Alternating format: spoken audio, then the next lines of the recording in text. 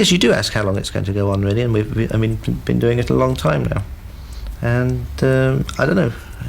If I could tell the future, life would be quite boring, I think. The members of Queen never could have predicted the band's success.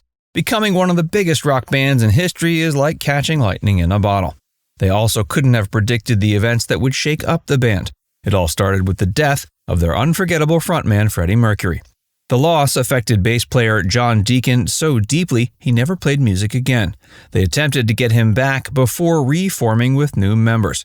Keep watching as Roger Taylor reveals why he no longer talks to John Deacon. Coming together for Queen. John Richard Deacon was born August 19, 1951. He grew up in Oadby, Leicestershire, playing bass guitar in a local band called The Opposition. In 1971, he completed Queen's lineup as their bassist along with Freddie Mercury, Sir Brian May, and Roger Taylor. John remembers joining the band and how quickly it seemed to grow. He said, I just finished college and I liked playing music, and I was doing both. I started doing an MSc and playing in the band, and the band took off, so I went with it, and at least they guaranteed to pay us 20 quid a week, so it seemed worth having a go. And then suddenly it sort of seems to snowball and it takes over your life, and it's carried on ever since. John was a major part of their success. He loved to be involved in every part of the process, including the finances, the electronics, and art. Focusing exclusively on one part bored him. Songwriting was perhaps his greatest talent. John wrote a song for every one of the band's albums, starting from the third album, Sheer Heart Attack. Many of his songs became top 10 hits, including You're My Best Friend, Another One Bites the Dust, I Want to Break Free. He also co-wrote Friends Will Be Friends, Under Pressure, and One Vision. John's musical skills were only part of what made him attractive to the band. His quiet nature made him feel like their missing piece. Roger said, quote, "We were so over the top, we thought that because he was quiet, he would fit in with us without too much upheaval. Freddie became a best friend and a stabilizing force for him. They helped each other cope with the craziness of being in one of the biggest bands of all time." John's retirement.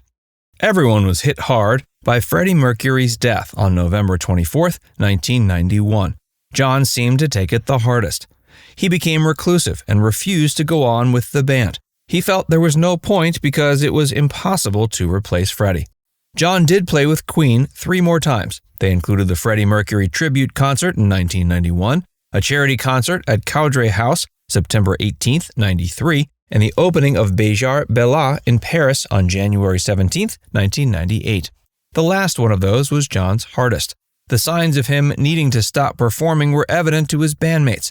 Elton John set up the concert, and it was for a good cause, but it was difficult for him to get through it. That was John's last ever performance, and I could tell he wasn't happy because he was sort of chain smoking and very nervous, and had been severely traumatized by losing Freddie.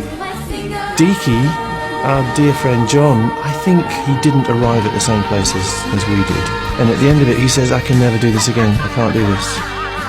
And it was true. That's the last time he ever played with us, John, in public. He retired from music permanently after that.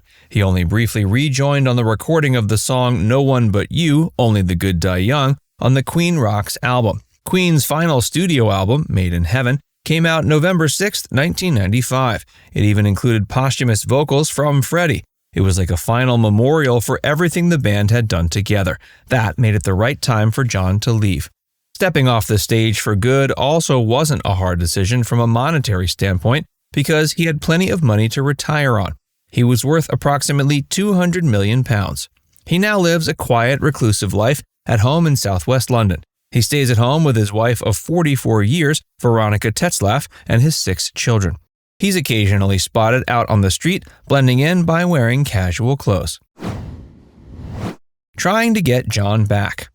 John admitted that, like any band, Queen had its ups and downs throughout its entire run. He said, I think we've all had our fair share of craziness over the years. I mean, I can't say it's been easy. It's been difficult at times. We've had our good times and bad times, and where we've fallen out and then we've made up. Brian didn't want his final breakup with John to be the end.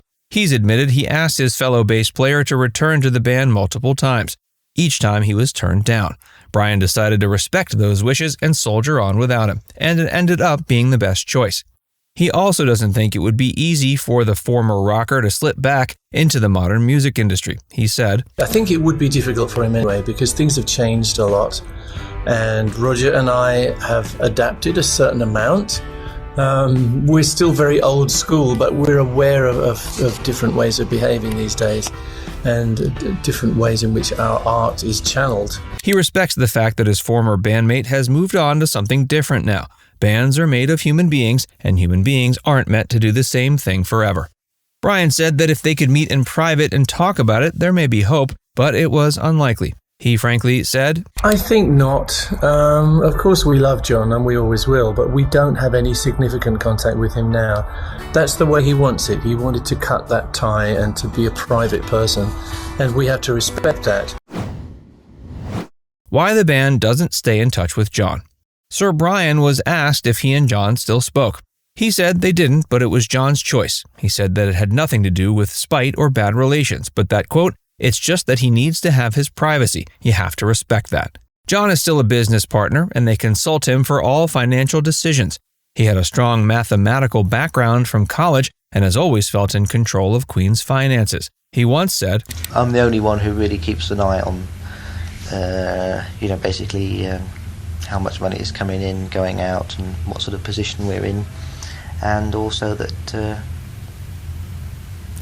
the overall strategy of the business side. Roger notes that John has excluded himself, not only from his former band members, but from the world. He also called him fragile mentally. That's only part of why they respect his wishes and let him have his space. Roger and Sir Brian do remember the last time they saw him in person. It was in 2004, 6 months before the Queen jukebox musical We Will Rock You opened. They simply looked at each other in a bar, and that's about it. John's been part of the band's current success, but they wonder what he thinks about projects outside of it. That includes the Freddie Mercury biopic Bohemian Rhapsody. It must have brought up deep feelings since they were such close friends. They're not even sure if John even watched it, but thinks he may have. Getting the band back together. All three surviving members of Queen thought it might be the end after John left. They were prepared to quit. To everyone's surprise, that didn't happen. As their hit song says, the show must go on. They found their new man as runner-up from American Idol. Roger said, and then along comes Adam Lambert, who can do extraordinary things with his voice. Plus, he has the showman elements, he has the presence, he has the contact with an audience. And I don't want to boast, but I thought very early on this could be the guy. Adam admits he wasn't sure at first. He used his natural stage presence and experience in theater and reality TV to hide any nerves during their first gig. He humbly said, I was like, okay, well, this is your moment to just, do what you do. And I did my best. They don't try to imitate Freddie, but his spirit is clearly in the room. Adam always tries to find the meaning behind Queen's songs and get it through to the audience the same way the band always has. Since then, they've continued to grow. They've begun to top the box office and music charts again. They've also began a massive new tour. It's all chronicled in a new documentary, The Show Must Go On, the Queen and Adam Lambert story. They've done all of this with John's blessing, and it's the best next logical step. It honors Queen's legacy while letting them entertain new generations of fans. It also honors John's desire to live a private life while still honoring his contributions to their success. Now it's time to hear from you. What's your favorite Queen song? Let us know in the comments section below.